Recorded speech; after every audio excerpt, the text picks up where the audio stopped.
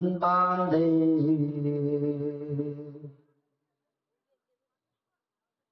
राग द्वेष अभिमान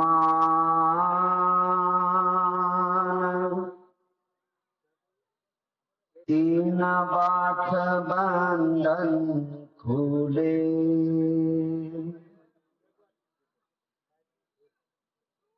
शील समाधि ज्ञान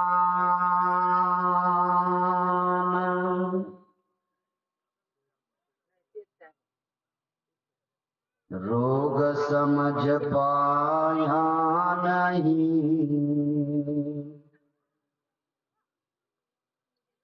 समझा नहीं निदान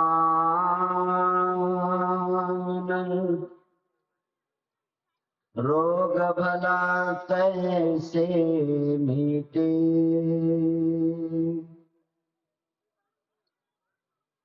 कैसे हो कल्याण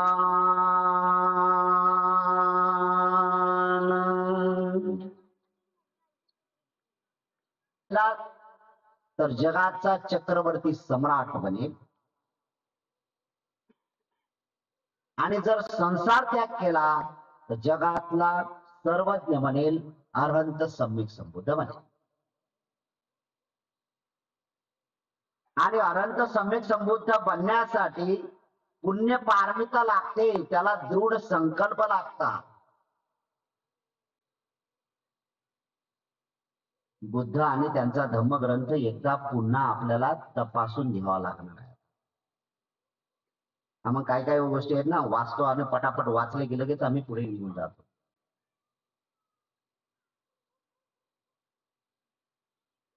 दीपंकर नावाचे बुद्ध सम्यक संबुद्ध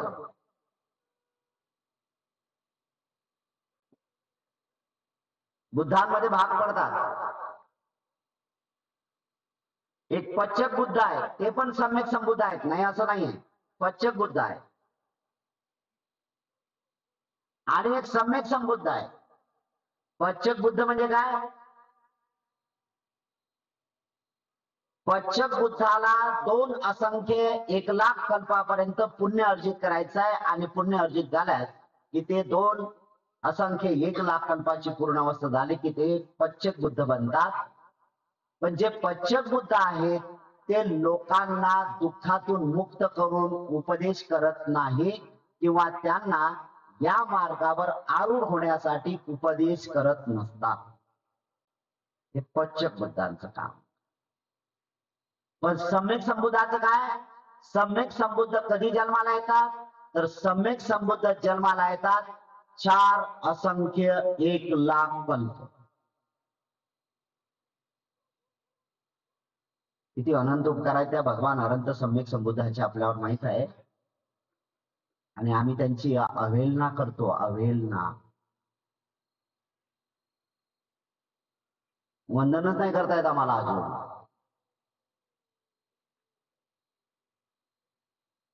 भगवान अनंत सम्यक संबुद्धाला वंदन करण्याची पद्धतच नाही आम्हाला अजून नाही जसे काही लोकांना घाई आहे काही लोकांना करायचं आहे म्हणून करतात काही लोकांना दाखवण्यासाठी वंदन करतात तशाच प्रकारचं अनंत सम्यक संबुद्धाला वंदन करण्याचे लोक तसं करत आहेत करायचंय तर करायचंय बुद्धं धम्मं संघं नमामि बस एखाद्या भानगडीतून बदल झालं काम भगवान अनंत सम्यक संबुद्धाला वंदन करायचं आहे तर अगदी आपल्या चित्तामध्ये आपल्याला जावं लागेल आणि चित्तामध्ये काही गडबड आहे का चित्तामध्ये काही कुठले विचार आहेत का वितर्क आहेत का ते जाणावं लागेल चित्त माझे स्थिर आहे का समतेत आहे का त्यानंतर समतेत चित्त असलं की त्यानंतर वंदन आहे कायेन वाचा चित्तेन प्रमादेन मया कृतं अचयं खममे भन्ते भूरि पय्या तथागतं मी भगवान अनंत सम्यक संबुद्धाला वंदन करतो करते तर कशी करते किंवा कसा करतो बरं, वंदन का करतो आपण?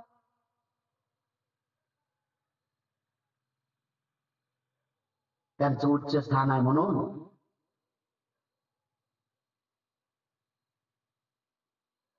तुम्ही जे बोलताय ना, नमो तस्स भगवतो अरहतो सम्मा संबुद्ध, काय नमो तस्स भगवतो अरहतो सम्मा संबुद्ध? काय, कोणी म्हटलं, कधी म्हटलं, कशाला म्हटलं, का म्हटलं? का स्वतः अनंत सम्यक संबुद्धाने स्वतःला असं म्हटलं की नमो तस्स? नाही. 120 वर्षाचा ब्रह्मायू नावाचा तपस्वी आहे. किती वर्षाचा? 120 वर्षाचा म्हातारा आहे. पूर्ण सफेद केस झाले त्याचे, जटा वाढल्यात, नखाच्या चुंबड्या झाल्यात, आणि 120 वर्षाच्या त्याचं नाव आहे ब्रह्मायू.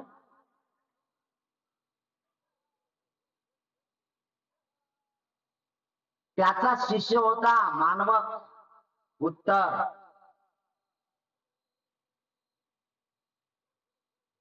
आणि या ब्रह्मायूचा अभ्यास होता 32 लक्षणावर.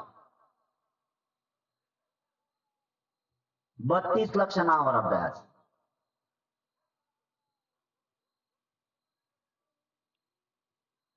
डोक्यापासून ते पायापर्यंत 32 लक्षण.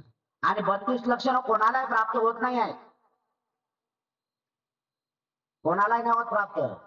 ज्याचं जेवढं पुण्य आहे तेवढं त्याला एक एक अवयव प्राप्त होत राहत असते.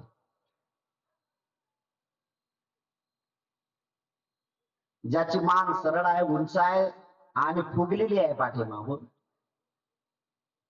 त्या व्यक्तीचं दान पुण्य जास्त असते, असं अनंत सम्यक संबुद्ध आपल्या प्रवचनातून स्पष्ट करताना सांगतात. हे काय एका जन्मातलं आहे का? सम्यक संबुद्धत्व प्राप्त करणे एका जन्मातलं पुण्य आहे काय? नाही. भगवान अनंत सम्यक संबुद्ध जाणीवपूर्वक म्हणतात,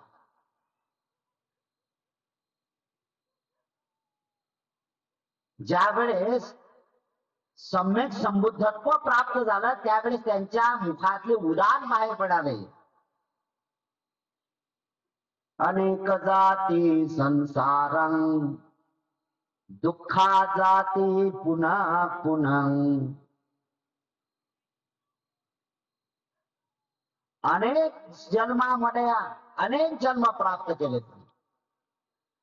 कधी कधी अधिक पिरपूर वाचलं तर भगवान अनंत सम्यक संबुद्ध स्वतः म्हणतात की मी 550 वेळा जन्म घेतलेला आहे.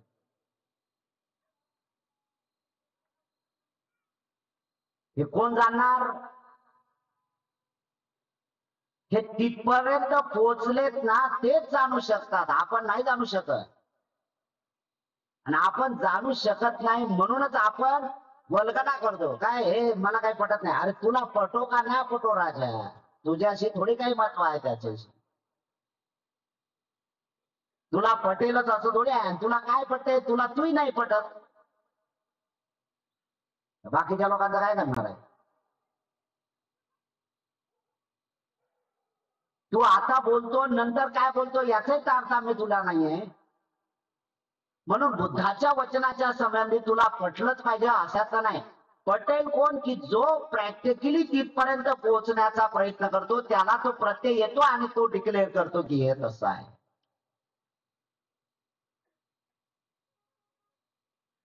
बुद्धत्व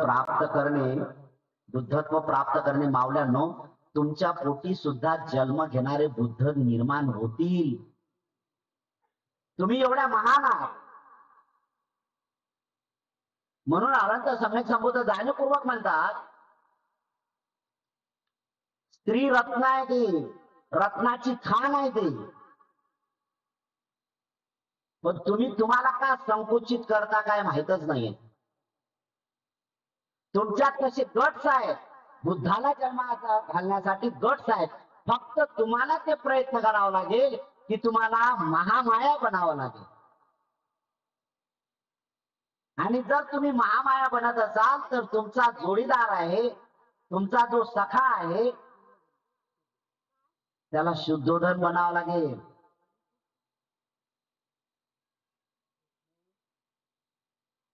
बुद्ध कोणाच्या पोटी जन्माला येतात? मनुष्याच्याच पोटी जन्माला येतात बुद्ध, दुसरे इकडे नाही आहेत. काय ढगातून आला आणि पडला खाली असं पण नाही आहे.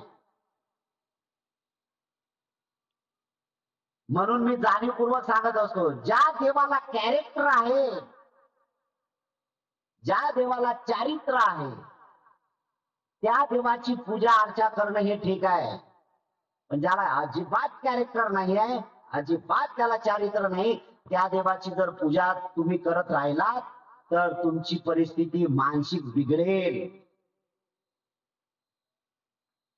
आणि म्हणूनच मनुष्य लोकांवर जास्त आपण मैत्री विकसित केली पाहिजे. हे तर मनाचे तरंग आहे तुमच्या, अहंकार आहे, राग आहे, द्वेष आहे, मोह आहे.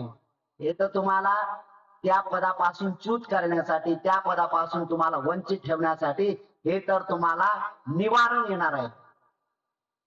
आवरण येते, ब्रेकर येते.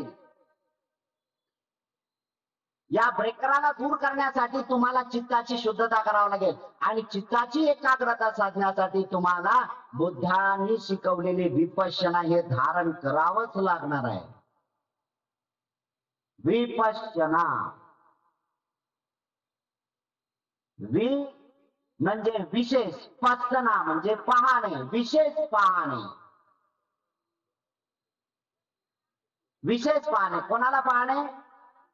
तर तुकोबा राया जाणीवपूर्वक म्हणतात, विशेष रूपाने पाहणे. विपश्यना करणे म्हणजे काय?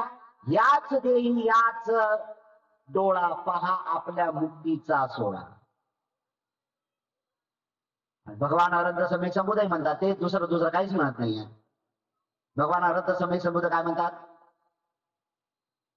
तुम्ही तुमच्या शरीराला विशेष स्वरूपामध्ये बघा.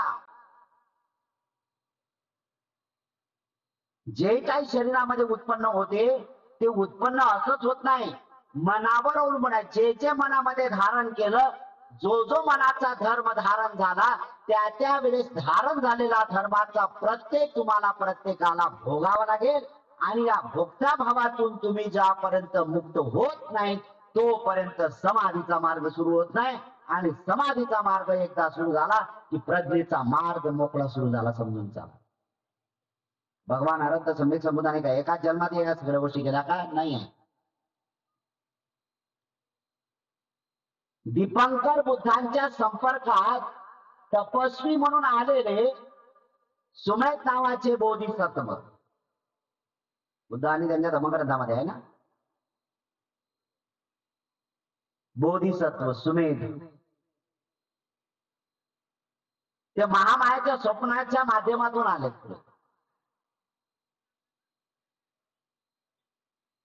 आणि या दोघांनी, सुमेध नावाचे बोधिसत्व, दीपंकर बुद्ध येतात आणि बुद्ध जगामध्ये येणे, त्यावेळेस जगातला अंधकार दूर करणे.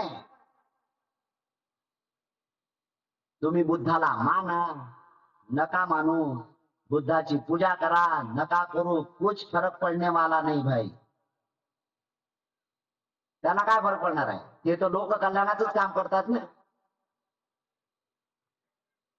म्हणून या जगातला एकमेव महापुरुष असा आहे अनंत सम्यक संबुद्ध, की ते म्हणतात मी म्हणतो म्हणून नाही, तुम्ही स्वतः अनुभव घ्या. बाकीच्याने वल्गना केल्या, मी देव आहे माझी पूजा अर्चा करा, मी देवाचा प्रेषित आहे माझी पूजा अर्चा करा, मी सांगतो तसंच करा, मी देवाचा दूत आहे, मी देवाचा प्रेषित आहे. आणि काय काय ना ते एवढी मजल मारली की माझ्या मर्जीशिवाय झाडाचं पानही हालत नाही.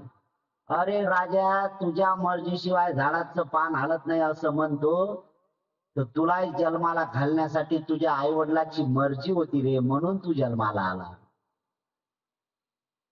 हे विसरलेत ना सगळे लोक.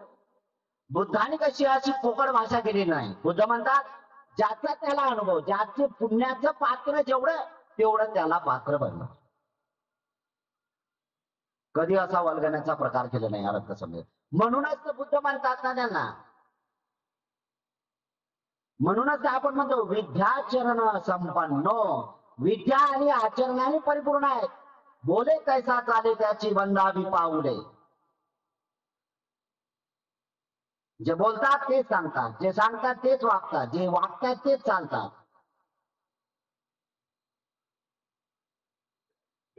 किती महत्वाचा आदेश भगवान अनंत सम्यक संबुद्ध लोकांना देतात. बुद्ध प्राप्त करणे हे एक महत्वाचं आहे.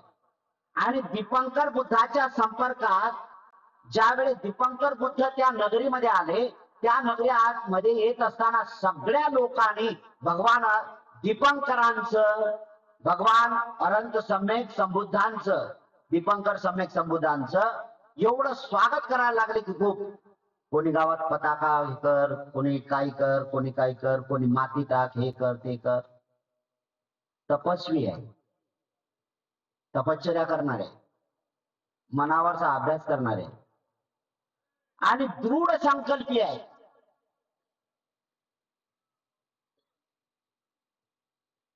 ते आले आणि ते बघितले, अरे कोण आहे एवढा गावात, एवढा उत्साह कशासाठी आहे. लोक आपापल्या कामात व्यस्त आहेत. आणि सुमेध नावाचे बोधिसत्व त्यांना विचारतात, लोकांना विचारतात, का हो तुमच्या गावात काय आहे, मोठा कार्यक्रम आहे का, सण उत्सव आहे का. ते म्हणतात नाही नाही, सण उत्सव काही नाही आमच्या गावात. आमच्या गावात आज दीपंकर नावाचे सम्यक संबुद्ध येणार आहे. बुद्ध हे शब्द ज्यांच्या कानी पडतात, ज्यांची पुण्य पारमिता आहे, त्यांच्या कानी बुद्ध शब्द पडतात, बस तो सरळ त्या मार्गाने चालतो आणि जीवन मुक्त, मरणाच्या चक्रातून मुक्त होण्याचा प्रयत्न करतो. इथं तर काही काही लोक बुद्धाच्या प्रती तर द्वेष भावना पसरवतात. द्वेष भावना पसरवणं सुरू आहे. होत नाही बुद्धाशिवाय काय.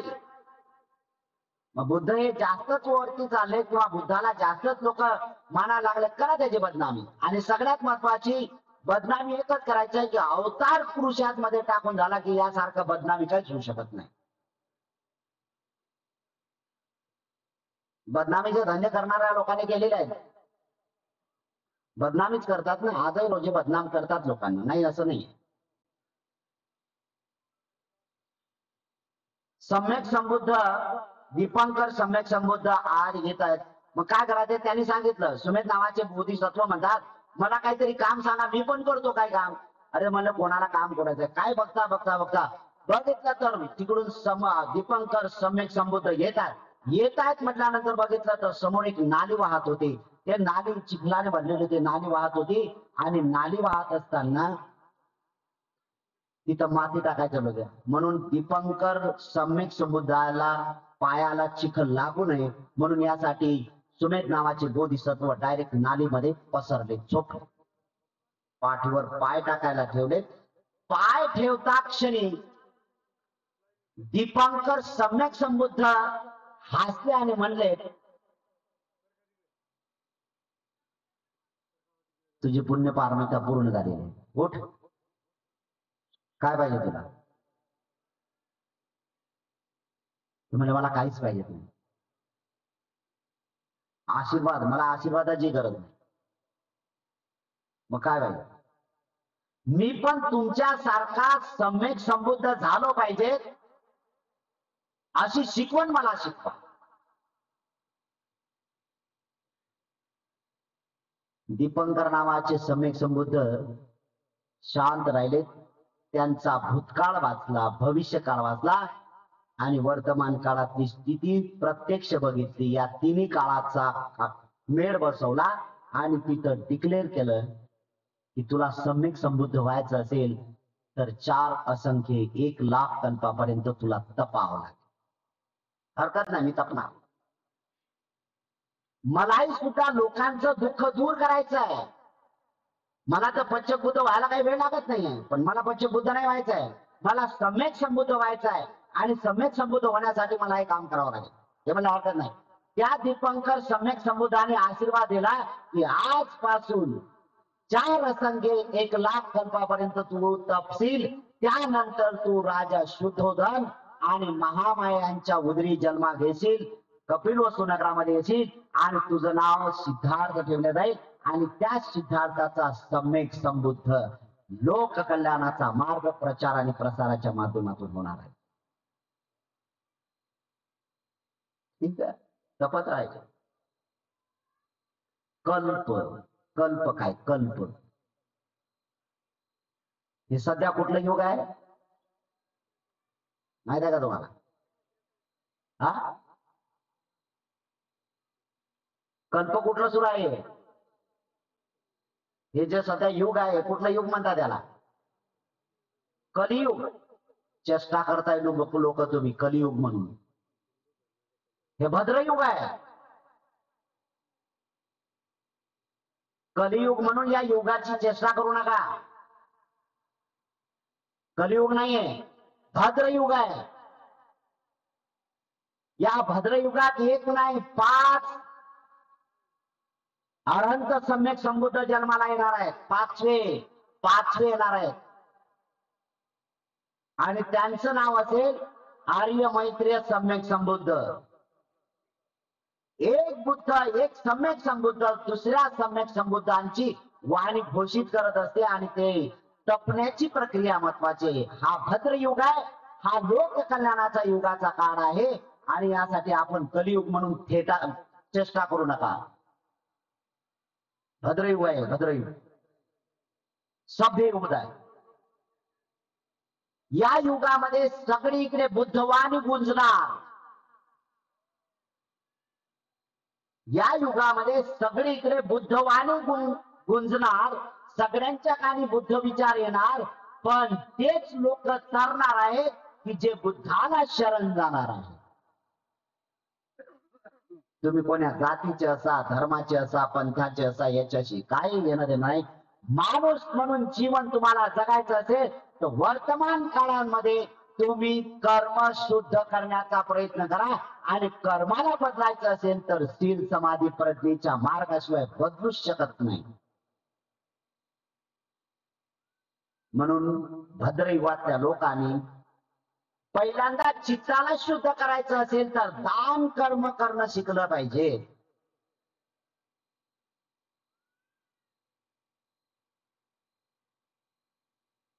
दीपांकर बुद्धाने घोषित केलं की तू एवढी तुझी पुण्य पारमिता राहिली होती, एवढी सेवा तुझी बाकी राहिली होती, ही सेवा तू केली, बस सेवा कायम होत, सेवाही करून टाकली, आता मात्र तुझं सुरुवात.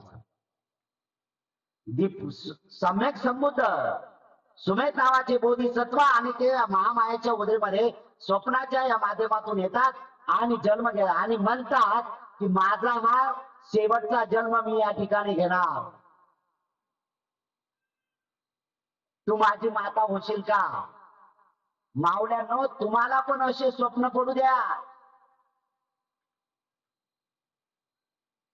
तुम्हाला अशा स्वप्नाची जाणीव होऊ द्या की तुमच्या पोटी सम्यक संबुद्ध जरी नाही आले तरी हरकत नाही, पण तुमच्या पोटी तुमचा रत्न जन्माला आला पाहिजे, तो तुमचा लेख म्हणून जन्माला आला पाहिजे आणि म्हाताऱ्या वयात तुमची काळजी घेणारा असला पाहिजे. एवढा तरी तुम्ही निर्माण करा, एवढे तरी चांगले स्वप्न बघा. नका याच्या त्याच्या पाया पडण्याच्या भानगडीत पडू. अरे काही कोणाचं भलं झालेलं नाही रे. तुमच्यापेक्षा मावळ्यांनो अनेक माता अशा आहेत की ज्या देवाला नाव नाही, गाव नाही, काय नाही, काहीच नाही, आकार नाही, उकार नाही, कान नाही, डोळे नाही, हात नाही, पाय नाही, खात नाही, पीत नाही, हालत नाही, डोलत नाही, अशा देवदेवतांच्या पाया पडतात. हा तर सरळ मनोधर्म सुरू होतो जो हालत नाही, डोलत नाही, खात नाही, पीत नाही, अशा देवाच्या जर तुम्ही देवता म्हणून त्याला स्वीकारता, मावल्यांनो तुमच्या पोटी असा हालणारा डुलणारा येणार का? मनाचा विचार करा. मन के कर्म सुधारले,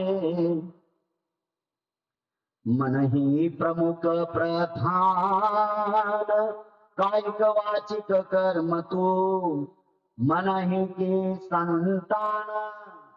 मनाची संतान आहे म्हणून मनोधर्म जागृत करत राहा सतत. मी वारंवार तेच सांगत आहे की गरोदर भगिनीने, ज्या भगिनीला महिना एक झाला असेल तर तिनं त्याच्यापासून सुरुवात केली पाहिजे की मला 1 महिना पूर्ण होतो तेव्हापासून मी संस्काराची सुरुवात केली पाहिजे. काय संस्कार करणे? महापुरुषांचं वाचन कर, महापुरुषांनी शिकवलेल्या विपश्यनेचा मार्ग आधार घे आणि जीवन जगण्याचा प्रयत्न कर. तू तुझ्यासाठी नाही, आता तुझ्या बाळासाठी हे सगळं करायचं आहे. तर हळूहळू हा प्रयत्न होईल. अनेक अशा महिला आहेत, अनेक अशा भगिनी होत्या. माझ्याही जोडचे 2 उदाहरण असे आहे. प्रज्ञा नावाची 66 मुलगी, आमचं शिबिर सुरू होतं जे रेल्वे पटरीच्या पलीकडे खरप रोडला, तिथं शिबिर होता. आणि त्या शिबिरामध्ये प्रज्ञा नावाची मुलगी गरोदर होती. तिला सांगितलं की हा अभ्यास सुरू कर. तिला एक मुलगी झाली, ती तासन तास, आता मला असं वाटतं की ती 5वीला मुलगी आहे, ते अव्वल नंबर आहे, 1 नंबर. विपश्यना केली तिची आईनं पोटात असताना, ती अव्वल नंबर, शाळेत 1 नंबर आहे, फर्स्ट नंबर. बोलत कोणाचीच नाही, पण अभ्यासात एवढी चतुर आहे की विचारू नका. आणि घरातले सगळे काम व्यवस्थित करते, काहीच नाही, ना मम्मीला त्रास. बरं, जन्माला आल्यानंतर लेकराला रडावं लागते, ते जन्माला आल्यानंतर रडलीच नाही. हा काय चमत्कार आहे का?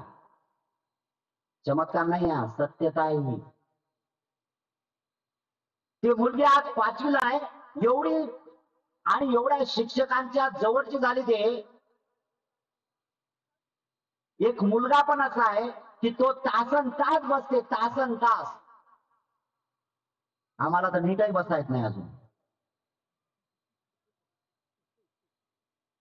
किती परिणाम आहे. तो तासन तास बसतो. त्याची 12वीची एक्झाम झाली आता, आणि एवढा हुशार आहे, खूप हुशार आहे. काहीच याच्यात हे नाही. हे कशाचं लक्षण आहे? कारण धारण करे सुधर्म, धर्म धारण करावा लागेल ना. धर्म बोलण्यानं होत नाही धर्मवान. धर्मवान का बोलण्यानं होणार आहे का? बिलकुल नाही. खोट्या गोष्टी आहेत. बोलण्याने धर्म धारण, अरे लेल्याने सुद्धा धर्म धारण नाही होत. काय काय लोकांना तर आभूषण करण्याची सवय आहे. अरे कॉफी करताय तुम्ही, आणि कॉफी करणारे माणसं पुढच्या वर्गात टिकत नाहीत. कॉपी करणारे टिकत नाहीत पुढच्या वर्गात. एक उदाहरण म्हणून सांगतो. शेगोगार नावाचे डेकोरेटर होते, त्यांचा मुलगा झाला कॉपी पेस्ट, इंजिनिअरिंग करायला गेला. कॉप्या करून झाला इंजिनिअरिंग, गेला कोल्हापूरला, इंजिनिअरिंग कॉलेजमध्ये टाकलं, काहीच समजलं नाही त्याला. Return back to return home. त्याला विचारलं, मी विचारलं त्याला, म्हटलं का रे तू इंजिनियर? म्हणजे भंतेजी मला काही त्यातलं समजतच नाही. म्हटलं मग तू इंजिनियर पर्यंत काय केलं? म्हटलं काय नाही, फक्त कॉपी हाणल्या, मी बाकी काहीच केलं नाही. पुढच्या वर्गात टिकणार नाही. असं महापुरुषांच्या नावावर कॉप्या करू नका. कॉप्या जर करत असाल तर पुढच्या जीवनात तुमचा काही विचार केला जाणार. जैसा है वैसा है, गीताभूत ज्ञान दर्शन. आणि अनंत सम्यक संबुद्धांनी सांगितलं काही गरज नाही धर्माच्या नावावर कॉपी करण्याची गरज. धर्मवान कोण होतो? धारण करे स्वधर्म. मी या धर्मातला, मी त्या धर्मातला, मी हे करतो, मी ते करतो, हे खोट्या वल्गना आहेत. स्वतःला फसवण्याच्या कल्पना आहे त्या. बुद्धत्व प्राप्त करण्यासाठी 4 असंख्य 1,00,000 कल्प लागते. सम्यक संबुद्ध प्राप्त करण्यासाठी सिद्धार्थ बोधिसत्वाने 4 असंख्य 1,00,000 कल्पापर्यंत एवढं जीवन परिशुद्ध करण्याचा प्रयत्न करा. ज्या जन्मात येतात त्यावेळेस त्या वेळेस बोधिसत्व येतात, आणि बोधिसत्वाचं जीवन हे परिशुद्ध बनवण्याचं काम केल्या जाते. बोधिसत्व डॉक्टर बाबासाहेब आंबेडकर आताच्या काळातले, जे 70-75 वर्षाचे लोक झालेले आहेत, 80 वर्षाचे लोक झालेले आहेत, 80-90 वर्षाचे, त्यांनी बाबासाहेब आंबेडकरांना बघितलेलं आहे. बोधिसत्व होते बाबासाहेब, बोधिसत्व म्हणत होते. 1956 मध्ये रंगून मध्ये, म्यानमार मध्ये त्यांना बोधिसत्व उपाधी दिली.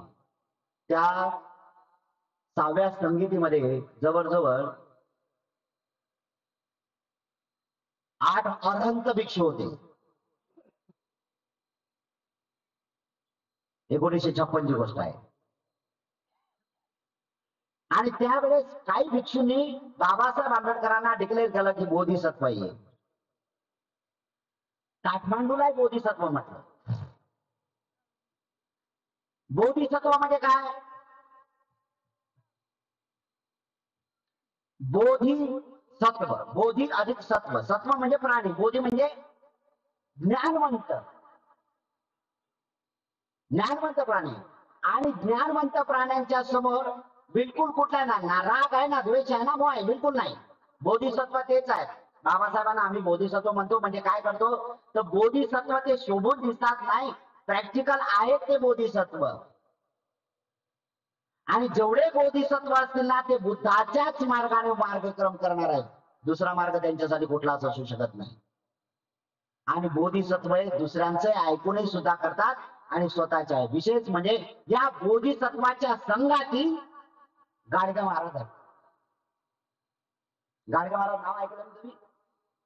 एवढी घनिष्ठ मैत्री होती ना यांची, बाबासाहेबांची आणि गाडगे महाराजांची घनिष्ठ. गाडगे महाराज एक वर्ग शिकले नाही आणि बोधिसत्व बाबासाहेब आंबेडकर 33 डिग्र्या. गाडगे महाराज काहीच नाही. जांभोरी मैदानामध्ये 1950-51च्या दरम्यान मध्ये मुंबईला वरळीला जांभोरी मैदान आहे.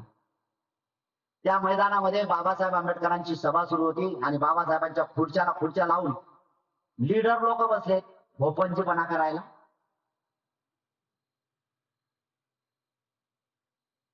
लायकी अजिबात नाही, पण मान पाहिजे हो. बाबासाहेबांच्या जवळ खुर्ची मान पाहिजे. आम्ही कार्यकर्ते आहोत ना. काय सांगणार, कुठे तुम्ही बाबासाहेबांच्या संघाती. आणि संयोग असा झाला की गाडगे महाराजही मुंबईला आले आणि त्यांना कळलं की जांभोरी मैदानामध्ये बाबासाहेब आंबेडकरांची सभा आहे. गेले ना संध्याकाळी बाबासाहेबांच्या सभेला. लोक तुडूंब भरलेल्या जांभोरी मैदान आणि खुर्च्या सगळ्या स्टेजवर. जसं गाडगे महाराजांना बाबासाहेबांनी बघितलं, बोधिसत्वाने बघितलं, आणि मग बाबासाहेब गाडगे महाराज म्हणतात बाबा यावर. गाडगे महाराज म्हणतात तुम्ही खाली या. दोघांचा समान. एक एवढा उच्च शिक्षक आहे की ज्याने 33 डिग्र्या प्राप्त केला आणि एवढा एक शून्य शिक्षणाच्या माध्यमातून आहे की नाही, पण एक जीवन जगण्याची कला शिकत असताना संत पदापर्यंत पोहोचण्याची त्यांनी जेवढी जिद्द पकडली तेवढी शिक्षणाच्या माध्यमातून बोधिसत्व पाहिली. ही सुद्धा तपश्चर्याचा भाग पूर्ण केला. दोघे तपस्वी आहे, दोघे तपस्वी. एक जण म्हणतो खाली या आणि एक जण म्हणतो वर या. दोघांचं 5 मिनिटं संवाद चालला यांचं. लोक बोलले काय करणार. शेवटी ज्ञानाला झुकले गाडगे महाराज. स्टेजच्या जवळ आले आणि स्टेजच्या जवळ आल्यानंतर म्हणतात बाबासाहेब या स्टेजवर तुमच्या जवळ खुर्ची टाकून बसणे किंवा तुमच्या जवळ या स्टेजवर येण्याची माझी लायकी नाही. बाबासाहेब खाली उतरले आणि दोघांनी मिठी मारली मला. हा संवाद होत असताना हे शब्द बोलले की या स्टेजवर माझी बसण्याची लायकी नाही म्हणता बरोबर बाकी खाली उतरले बाबासाहेब. दोघांनी मिठी मारली आणि 2 मिनिटात खुर्च्या सगळ्या खाली. 2च मिनिटात सगळ्या खुर्च्या खाली झाल्या. दोन्ही तपस्वी आहे.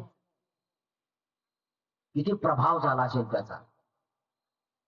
दोन्ही तपस्वी आहे. आणि बघितलं बस. आणि तोपर्यंत मग सुरू केला बाबासाहेब फक्त अरे खुर्च्या खाली पुढे गेले. पटापट सगळे कार्य केले. अहंकाराची काहीतरी सीमा असते हो.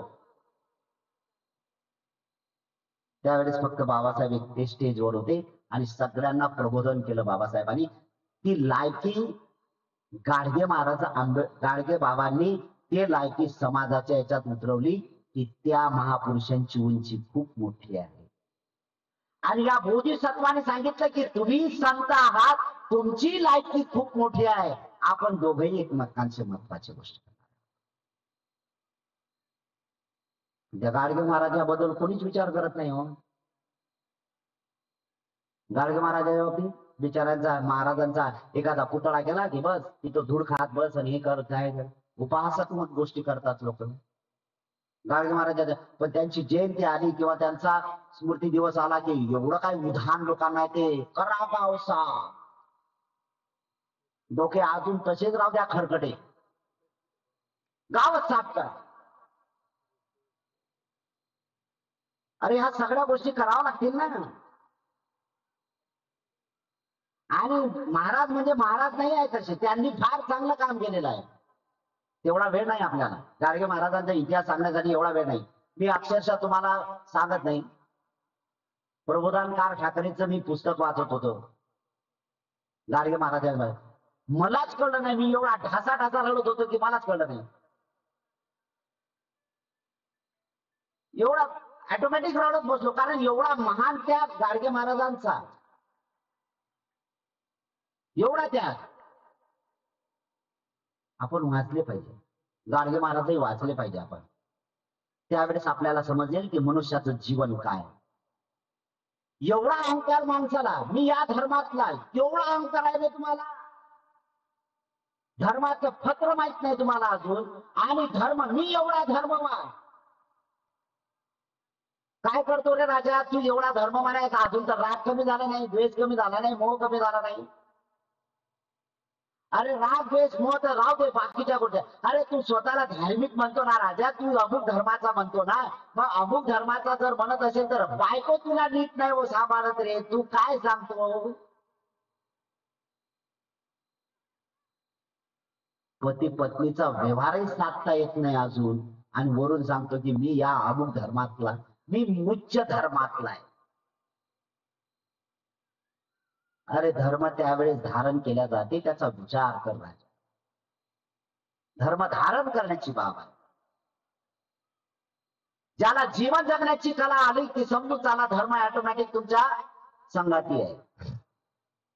करावं लागेल तसं. अरहंत सम्यक संबुद्ध जन्माला येण्यासाठी बोधिसत्वानीचे मार्गक्रम केलाय. ज्या ज्या क्षेत्रामध्ये, ज्या ज्या वेळेस, ज्या ज्या जन्मामध्ये बुद्ध जन्माला येतात त्या त्यावेळेस बोधिसत्व प्राप्त करून येतात, बोधिसत्व प्राप्त होतात ते. आणि जे बोधिसत्व असतात ते त्या प्राण्यांचं कल्याण करणारे असतात, त्या प्राण्यांचं कल्याण करतात, ते माणसाचे कल्याण करतात. जातक कथा वाचा आपण, अधिक आपल्याला कळणार आहे काय. म्हणून बुद्धत्व प्राप्त करणं हे झालं, ते झालं त्याला. बाबासाहेब आंबेडकरांनी बुद्धाने त्यांच्या धम्मग्रंथात म्हटलेलं आहे, बोधिसत्व हे एका जन्मात एक पारमिता पूर्ण करतात. काय म्हणतात? बोधिसत्वाला एका जन्मामध्ये एक पारमिता पूर्ण करावं लागते. आम्ही तर एकही पारमिताच्या भानगडीतच बरं माहिती. आम्ही काय करतोय, आम्ही फक्त एवढं, आम्हाला आभूषण लावून घेतलं, मी अमुक धर्माचा आहे, मी लय चांगला, मी विशिष्ट रंगाचे कपडे अंगावर घालतो, मी अमुक विशिष्ट टिळे लावतो, मी विशिष्ट अमुक करतो. एवढ्या बोलताना तुमच्या चालू आहेत, पण तुमच्यात अजून काही धर्म उतरलेला नाही. तरीच सुद्धा तुमचा अधोगतीचा मार्ग मुक्त होऊ शकत नाही. जोपर्यंत तुम्ही शील समाधी प्रज्ञेचा अभ्यास धारण करत नाही, तोपर्यंत तुम्हाला या मुक्तीचा मार्ग साध्य करता येणार नाही. यासाठीच तुम्हाला प्रयत्न करावा लागतो. आणि म्हणून मनुष्य जीवनामध्ये सद्गती प्राप्त करायची असेल तर दान कर्म करायला शिकलं पाहिजे तुम्ही.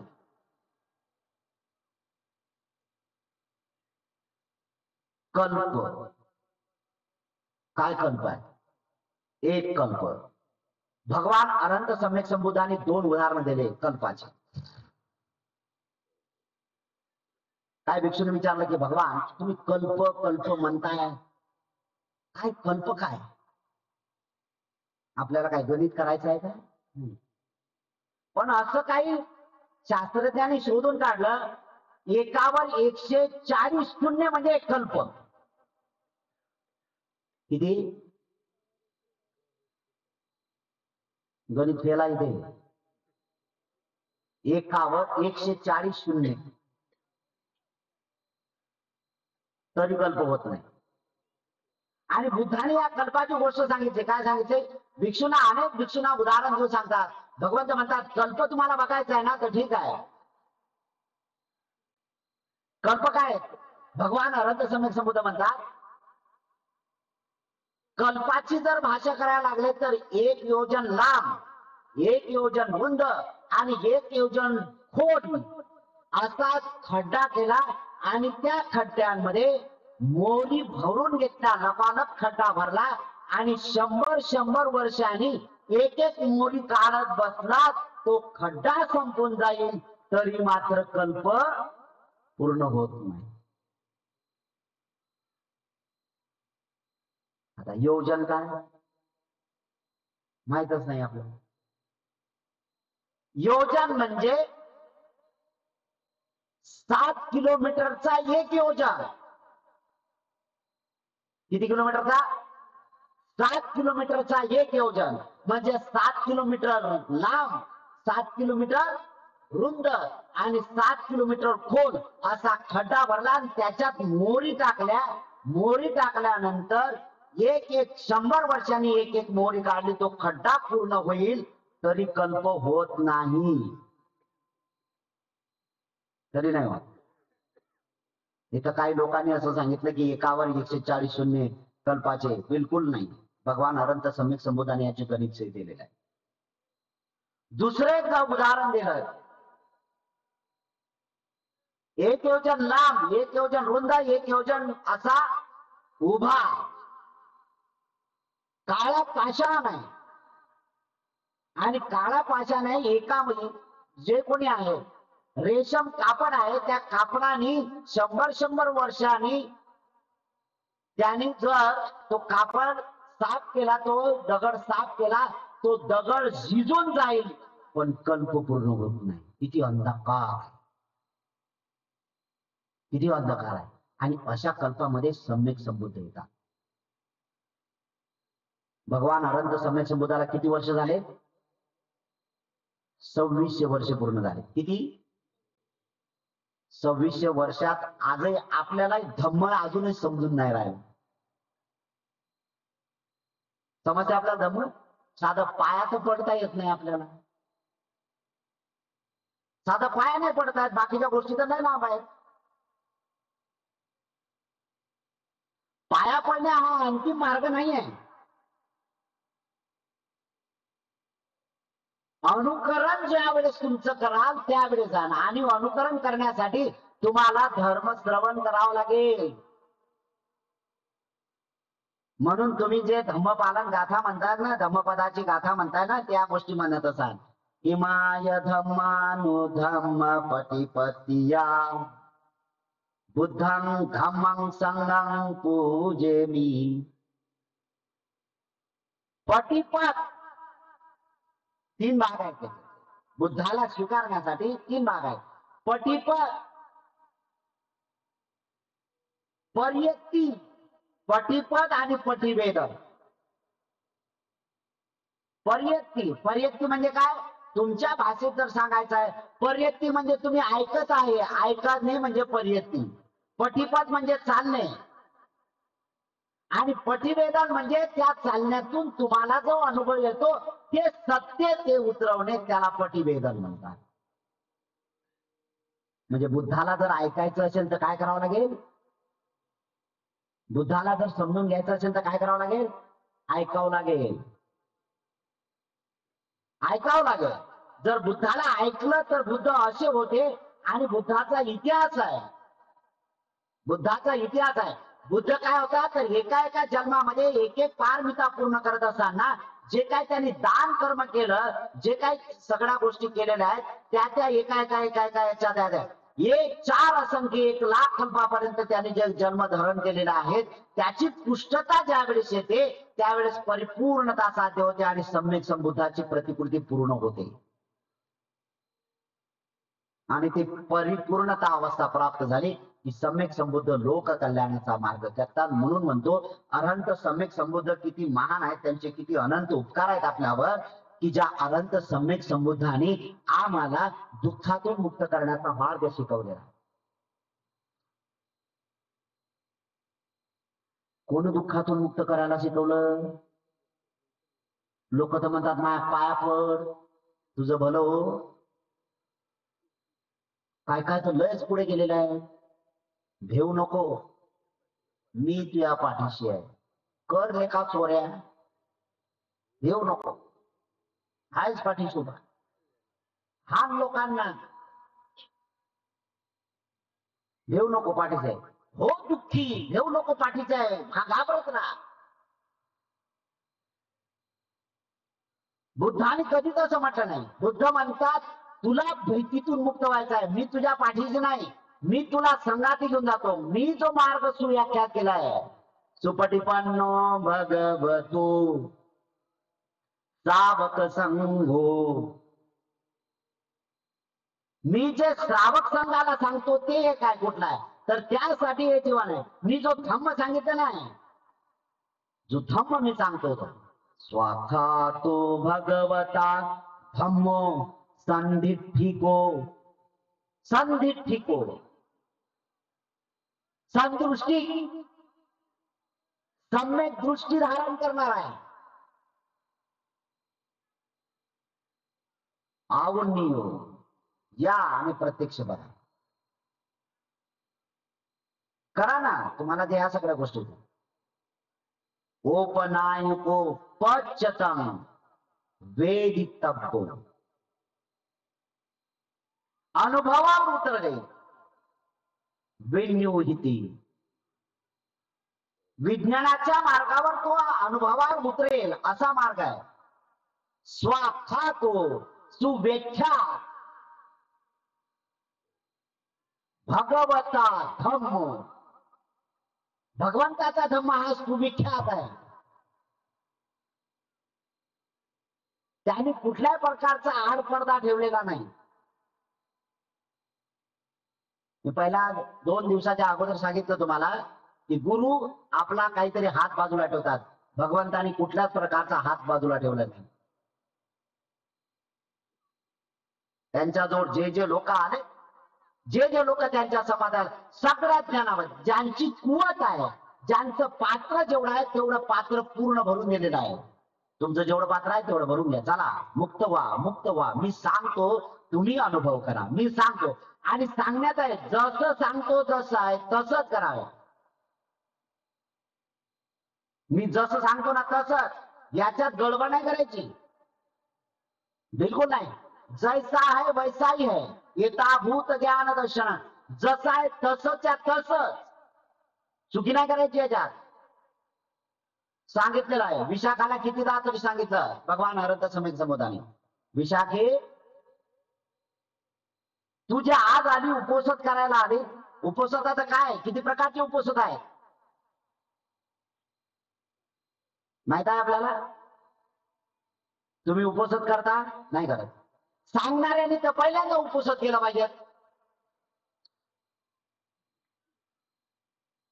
सांगणारे सांगतात बिचारे, उपोषणाचं काहीच माहित नाही. कैसा ज्ञान प्राप्त हो जाएगा भाई आपको?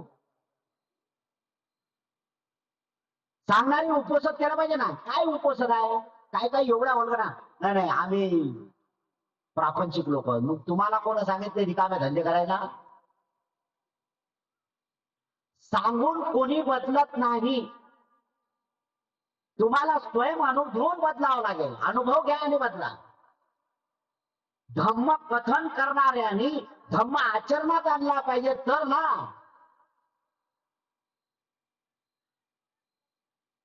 सांगणारा कोरा आणि ऐकणारे कोरे, काय फरक पडणार आहे? आणि मग आमचे लोक परत बोलतात लोकांमध्ये बदल होत नाही. अरे राजा, बदल तुझ्यात करणं, तुझ्यात बदल कर, लोक बदलतील. म्हणून बुद्ध काय म्हणतात, बुद्ध एकाच याच्यात म्हणतात, जेवढं माहित आहे तेवढंच बोल, बाकीचा पुढचं बोलू नको. आणि या बाबतीत अश्वजित नावाचे भंते जे 1 नंबर मध्ये उतरले.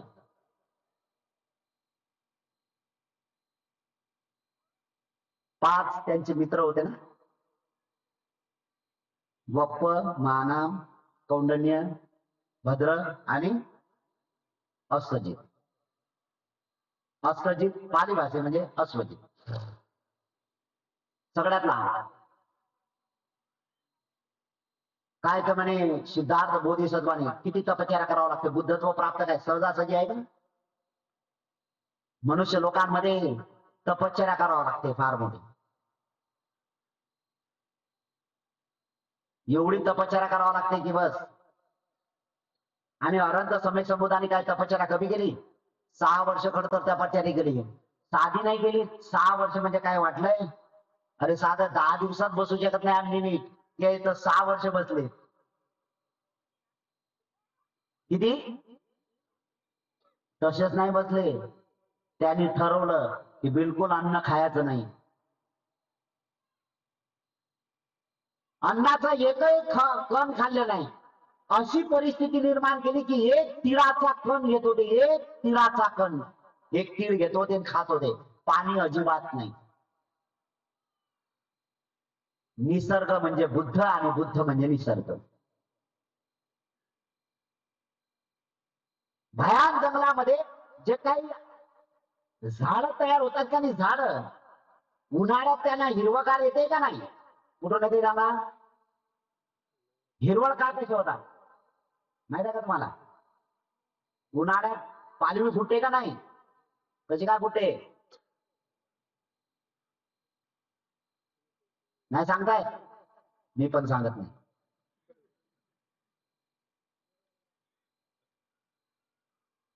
अरे हा तोच महत्वाचा आहे. म्हणून मगाशी म्हटलं मी, बुद्ध म्हणजे निसर्ग, निसर्ग म्हणजे बुद्ध. जशी उन्हाळ्यामध्ये झाडांना पालवी फुटते, तशा प्रकारच्या उन्हाळ्यामध्ये भगवान अनंत समय संबुद्ध जसा झाडांमधला गुण पाणी सूक्ष्म करून घेण्याचा आहे, पाणी अगदी ओढून घेण्याचं आहे, शोषण करण्याचं आहे, तशाच प्रकारची ती एक विद्या प्राप्त झाली होती. ते केवळ फक्त हवा घेत होते, कोणालाही जमत नाही बरं. आम्ही तो उपवास करतो, उपवास. आणि उपवासाच्या नावावर काय काय चाललं काय माहित नाही. काय काय मावल्यांना मी टीका नाही बोलत, बिलकुल नाही बोलत. एकादशीचा दिवस उपवास म्हणजे सर्वात श्रेष्ठ उपवास. काय करते माऊली? एकादश. त्याच्या अगोदर उद्याची एकादश आहे, त्याच्या अगोदर नवऱ्यालाच पहिल्यांदा इंस्ट्रक्शन सुरू. हो, उद्याची एकादश आहे. तर म्हणे मग शेंगदाणे बी संपले. अरे एकादशाचा आणि शेंगदाण्याचा काय संबंध आहे? भगर बी नाही घरात, मग काय करायचं? एकादश कोणाला? माऊलीला. बिचारा हा हैराण. बरं ठीक आहे, मग जा ना जरा भगर शेंगदाणे घेऊन. बरं जाताना मार्केटमध्ये जा. कशासाठी? 1 डझन केळी घेऊन येतात. त्या केळीचा आणि उपवासाचा काय संबंध? तिकडून जरा गिरणीतलं पीठ पण घेऊन या, थोडस दळण पेरवलं ना ते घेऊन या. उपवास. दुसऱ्या दिवशी माऊली उठते, जे काही प्रांतविद्या आहेत ते पूर्ण करून घेते. जेवत अजिबात नाही. या उपासातले 2 प्रकार आहेत. उपासात 2 प्रकार आहेत, माहित आहेत का तुम्हाला? बोलत जातो मी तुम्हाला, बोलायला मी जे प्रश्न विचारतो ना त्यातले उत्तर देत जातो मी. 2 उपास माहित आहेत तुम्हाला? आहे. पहिला उपास माहित नाही, दुसरा तोही माहित नाही. तुमच्या भाषेत सांगायचं तुम्हाला समजेल अशा भाषेत, एक साधा उपास आणि एक निरंकारी उपास. निरंकार ज्याला आकार नाही, मुकार नाही, काय निरंकार. बरं, या निरंकार म्हणजे काय? आता कळलं ना तुम्हाला? निरंकार, निरंकार म्हणजे काय? झोपेतून उठल्यापासून ते जेवण तयार होईपर्यंत किंवा दुपारी उपवास सोडेपर्यंत काही खायचं, पाण्याचा घोट, आजारी असेल, ताप असले की मर, त्याच्यात नावाने काही भर पडत नाही. उपास आहे, त्याला निरंकार म्हणतात. बरं, एक निसर्ग जाणत नाही, विज्ञान जाणत नाही तुम्ही लोक. उपवास केला माऊलीने, आणि उपवास केल्यानंतर मग दुपारी जर 4 वाजता माऊलीने उपवास सोडायचा, जेवणात काय बनवलं? पुरणपोळी, तळलेले भजे, सगळं बनवलं, की जे शरीराला आणि उपासाला अजिबात चालत नाही ते बनवलं, तेलकट. एक तर तू पहिल्यांदा रिकामे धंदे केले बावडे, की सकाळपासून उपाशी राहिली, पोटाला तेव्हा आराम मिळाला, आणि त्याच्यात मग एवढं काय टाकलं की विचारच नको. त्याची मिक्सिंग झाली ना, पोटात गडबड झाली ना. बर, उपवास आहे तर चांगलं चांगलं लागायला, जसे जिभेला चांगलं लागते, आस्वाद जसा घेताय तसा घेत राहिला, घेत राहिला. पुरणपोळी म्हटलं तर 2 घास शिल्लक काय? अरे ते 120 भरलं ना, 60% कुठं भरायचं राहिलं, 120% पोट भरलं. बाई, माझा उपवास दैनंदिन जीवनापेक्षा जास्त खाणं म्हणजे उपवास, देवाच्या नावात. बरं झालं का नाही? बरं झालं गव्हर्नमेंटने तुम्हाला ताकीद दिली आणि सांगितलं की तुमच्या घरातच तुम्ही सगळी व्यवस्था करून ठेवा. मग टॉयलेट बाथरूम घरातच आहे. माऊलीने केलं. रात्री बरोबर 12 वाजता ठोके झाले सुरू. घरातच सगळ्या गोष्टी असल्यामुळे काही टेन्शन नाही. माऊली उठली, गेली बाहेर, परत आली, परत गेली, परत गेली. बरं, सकाळी बघितल्या बरोबर सगळं ड्राय झालं. केला उपवास, बिघडलं का? न्या दवाखान्यात. डॉक्टर सांगतो हलकं न खा. माय, उपवासाच्या दिवशी हलकं खाल्लं असतं तर हे नौबत आली नसती ना. काय गरज आहे का उपवास करण्याची? जर उपवासच करायचा असेल तर काल मी सांगितलं, उपवासच जर करायचा असेल, वाईट गोष्टीचा उपवास करा ना, विकृतीचा उपवास करा ना. आणि उपवासच करायचा असेल तर ज्या दिवशी तुम्ही उपवास करता त्या दिवशी साधं जेवण बनवा ना, एकदम साधं. आणि त्या दिवशी 4 घास जास्त खाण्यापेक्षा 2 घास कमी खा. आराम द्या पोटाला, किती शांत वाटेल, किती प्रसन्न वाटेल. हे नाही करत, केला उपवास.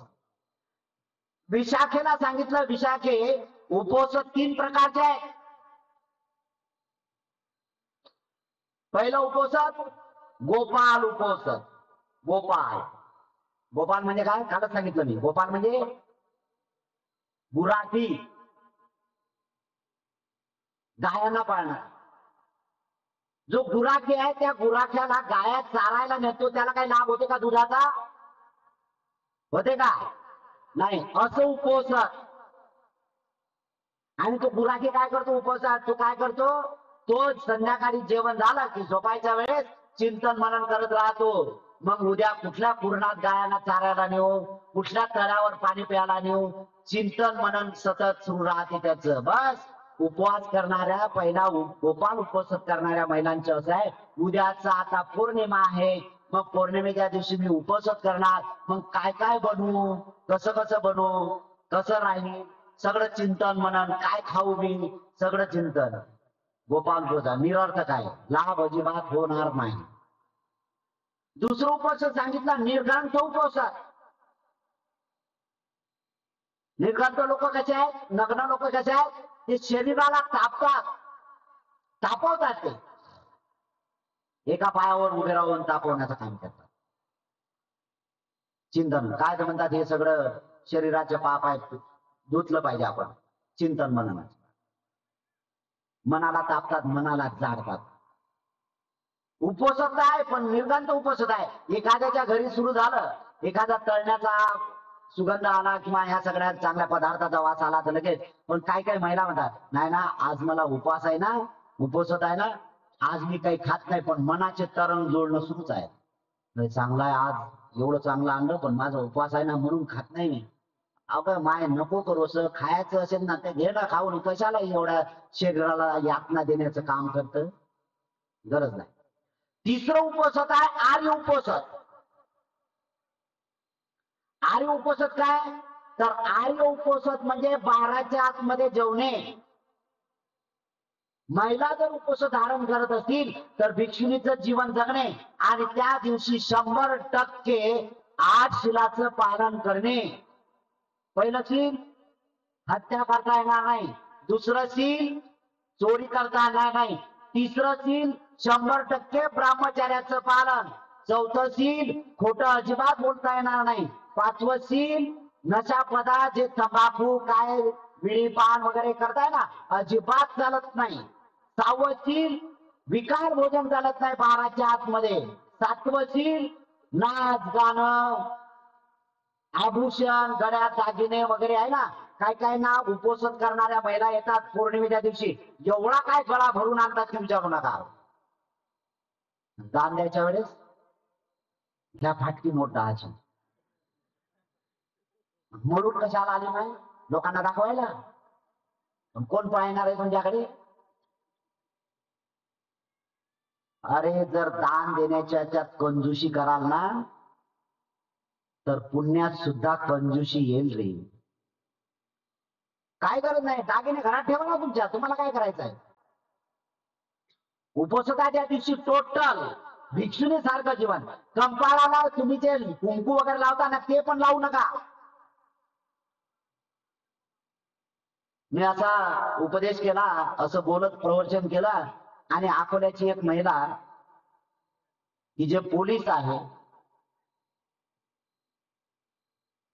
पोलीसची गाडी चालवणारी दामिनी पथक आहे ना, त्या गाडीचे ड्रायव्हर आहे आणि उपोषणाला माझ्याकडे पौर्णिमाला यायचे, आता येत नाही म्हणा, बिचारी सुट्याचे काही प्रॉब्लेम असतील तर असू द्या.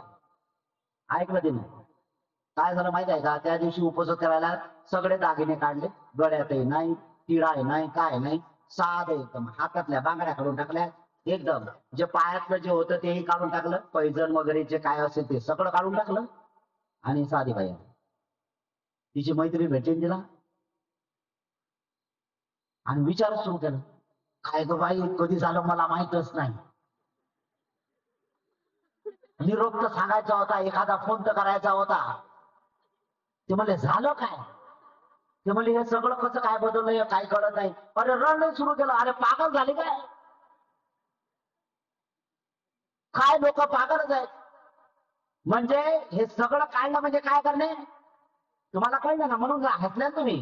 काय झालं, काय झालं, हा कुठे गेला, मेला, काय काय रिकामे धंदे आहेत का नाही.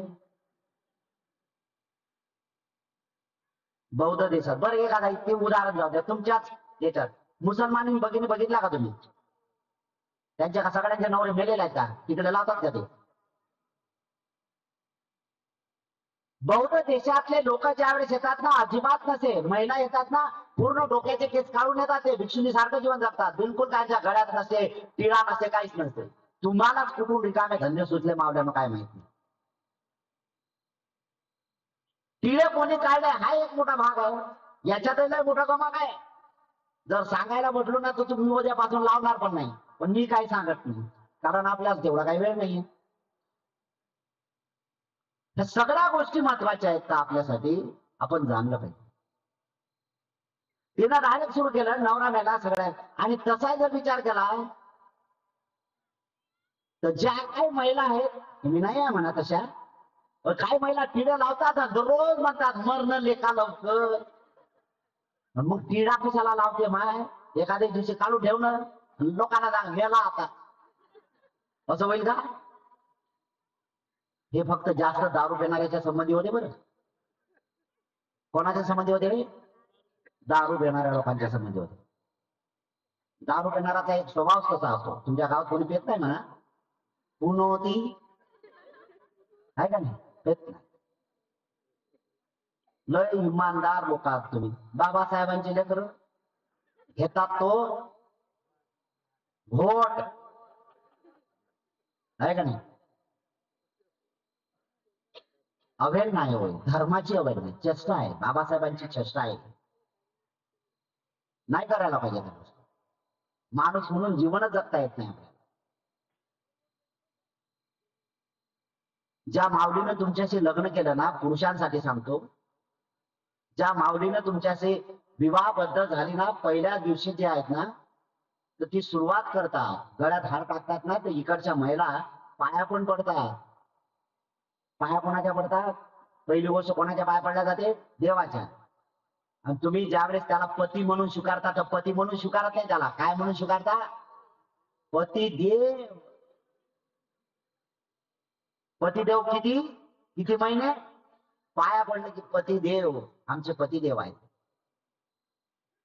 शास्त्रामध्ये पण लिहिलंय, काय काय लोक पतीचा अवमान करू नये, पती किती बेवळा असू द्या तरी अवमान करू नये.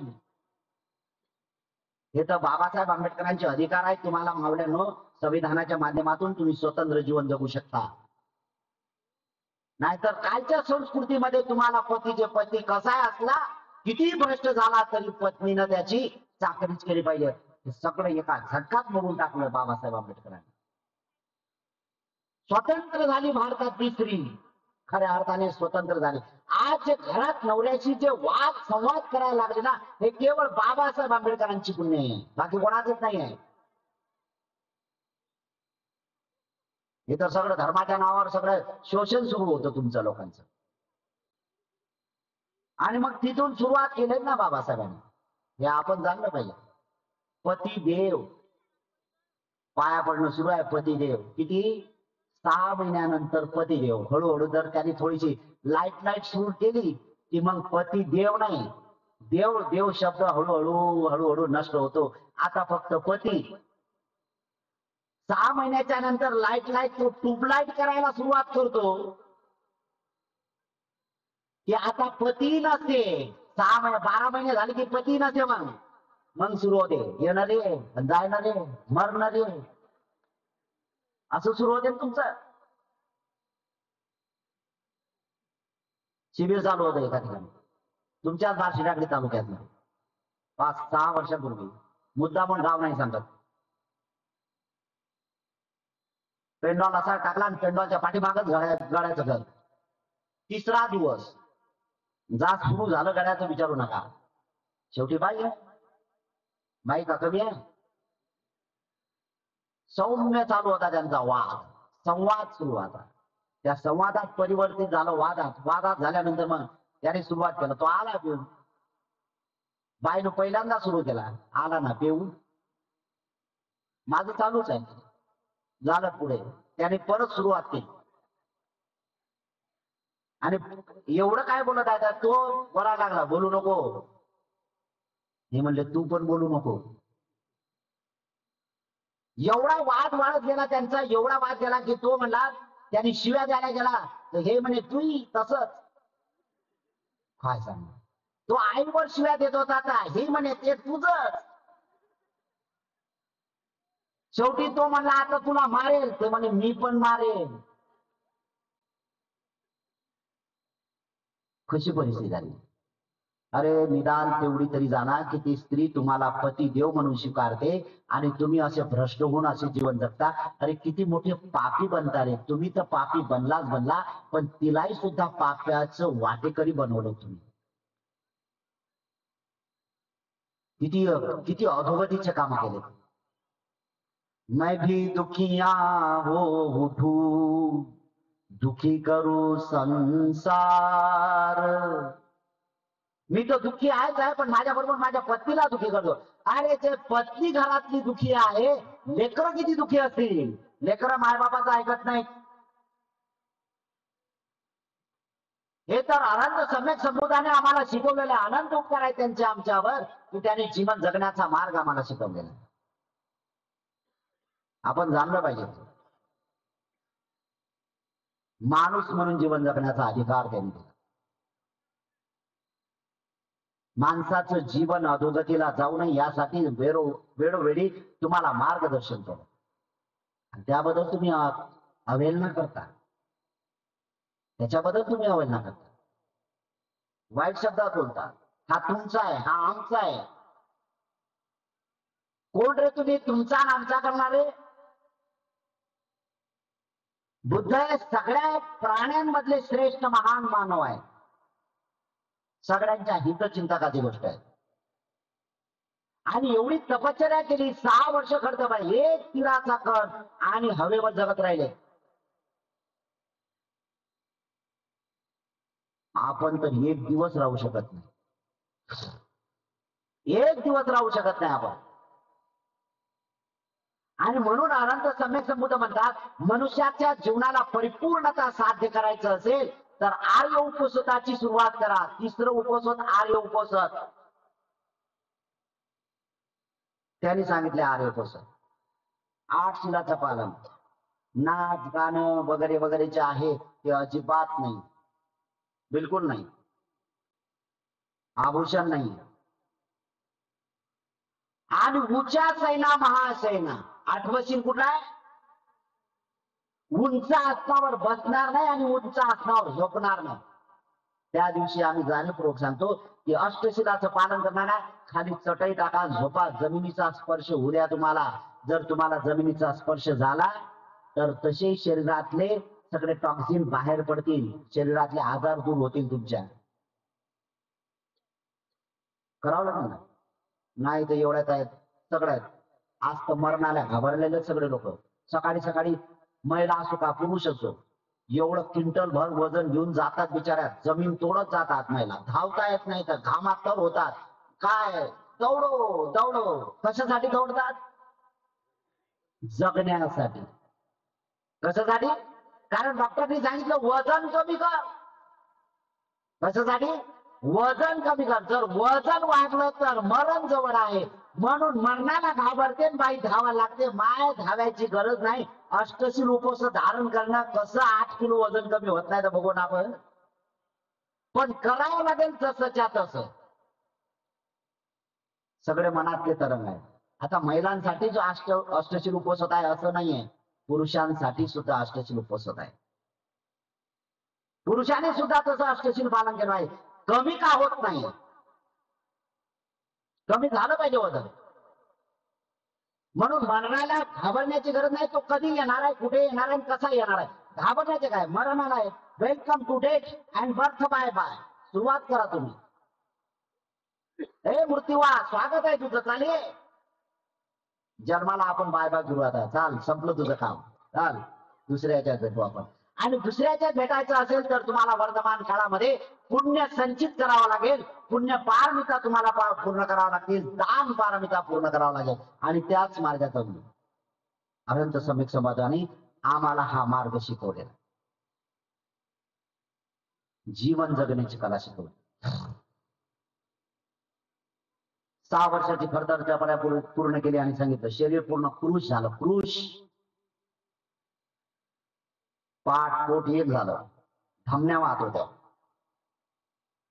डुंगेश्वरी पर्वतावरून खाली उतरले, मुरशाहून खाली पडले, तोंडावर पडले, कुठले आणि बुद्ध म्हणतात जगायचं असेल तर अन्न पाहिजे, आणि जर मी खाल्लं तर बुद्धत्व प्राप्त करू शकेल, यासाठी आहार घेतला.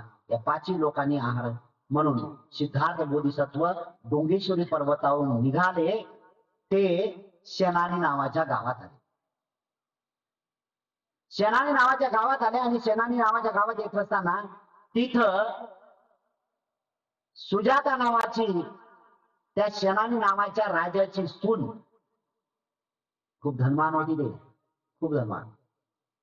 तिनं नवस केला होता. पहिले नवस चालायचे म्हणतात, असं दृढ संकल्प केला होता.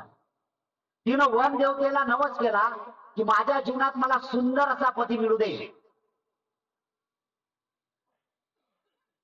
मला पुत्ररत्नाचा लाभ होऊ दे. आणि तिच्या मनोकामना पूर्ण होऊन घेतल्या. आणि म्हणून एक दिवस चैत्र मास, येणारा मास कुठला आता?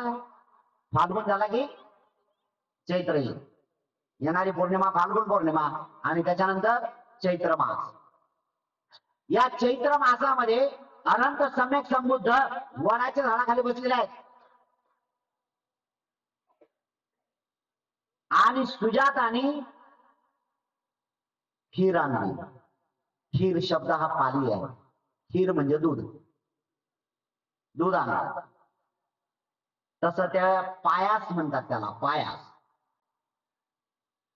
पायासामध्ये 4 गोष्टी मुख्य असतात. नंबर 1 दूध प्युअर गाईचं. त्याच्यानंतर तूप, देव तांदूळ आणि मध हे एकत्र खाल्लं जातं. काय काय जुने लोक याचा प्रयोग करत होते.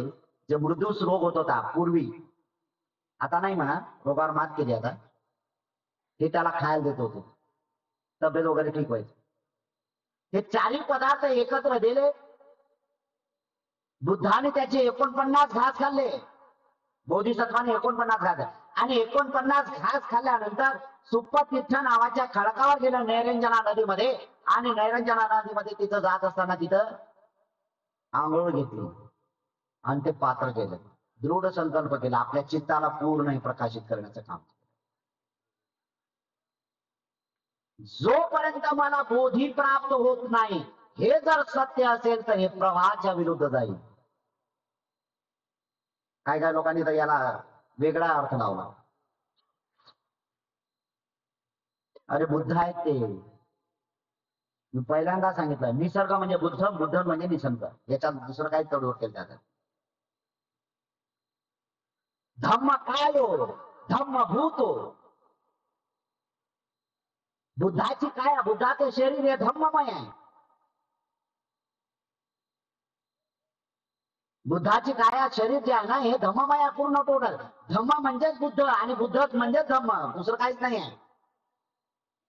दृढ संकल्प केला, हे पात्र विरुद्ध दिशेला जर वाहत गेलं ना, तर मी सम्यक संबुद्ध होते. हे तर अधिक, हे तर केवळ तेवढ्या पुरतं म्हणायचं आहे.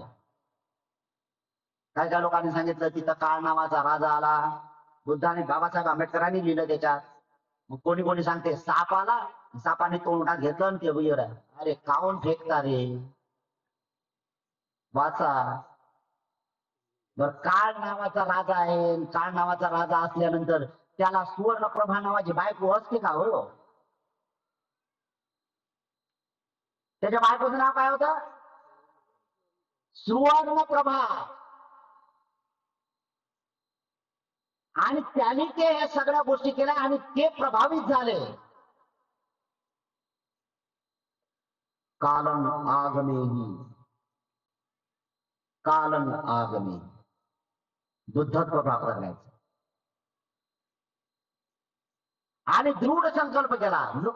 पातळ फिरलं आणि लगेच या विसर्जित झाला, संपला का. आणि तिथून त्याने दृढ संकल्प केला, आणि दृढ संकल्प पूर्ण केल्यानंतर नैरंजना नदीच्या पलीकडे गेले, उर्वेला प्रदेशामध्ये गेले, आणि तिथे गया स्थित मध्ये तिथं त्या ठिकाणी आसनावर बसले. त्या आसनाला नाव दिल्या गेलं वज्रासन.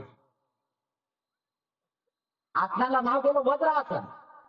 वज्र म्हणजे दगड, दगडाचे एक आणि मांडी घालून बसले, सहज बसले, आणि दृढ संकल्प केला 7 दिवसांपर्यंत मी उठणार नाही, शरीराला हालचाल न हालचाल. तुमच्याजवळ जेवढा वेळ आहे तेवढा सत्कर्मात घालण्याचं काम केलं पाहिजे. हेच सत्य आम्ही या ठिकाणी सत्य मानण्याचं काम केलं पाहिजे.